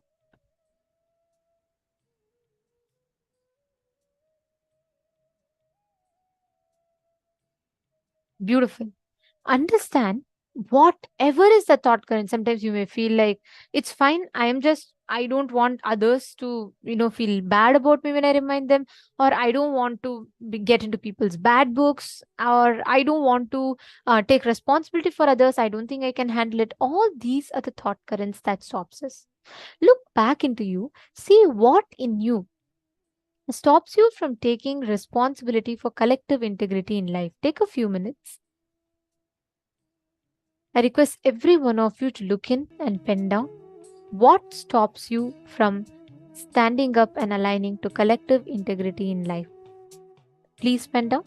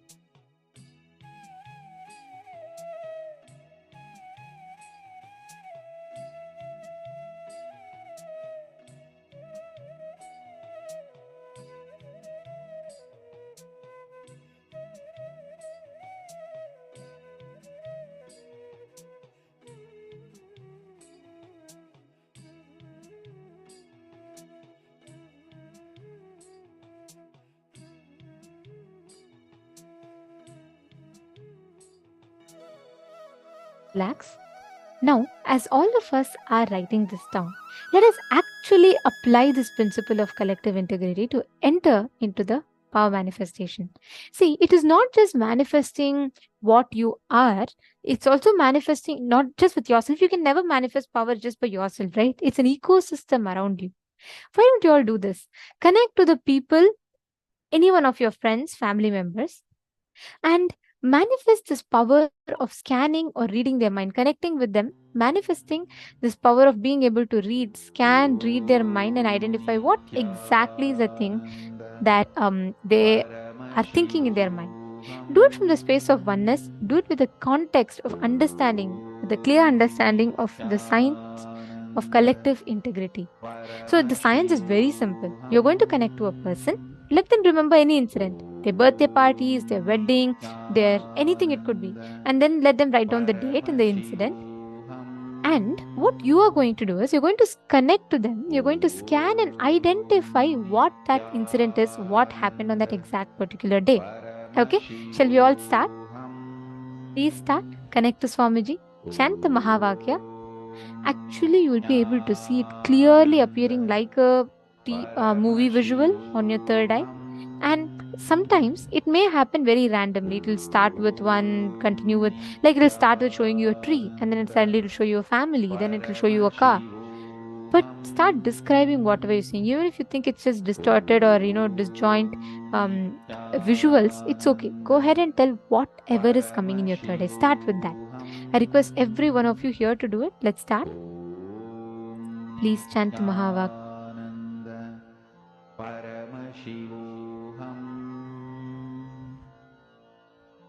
Om Nityananda Paramashivoham Om Nityananda Paramashivoham Om Nityananda Paramashivoham Om Nityananda Paramashivoham Om Nityananda Paramashivoham Om Nityananda Paramashivoham Om Nityananda Paramashivoham Om Nityananda Paramashivoham Om Nityananda Paramashivoham Om Nityananda Paramashivoham Om Nityananda Paramashivoham Om Nityananda Paramashivoham Om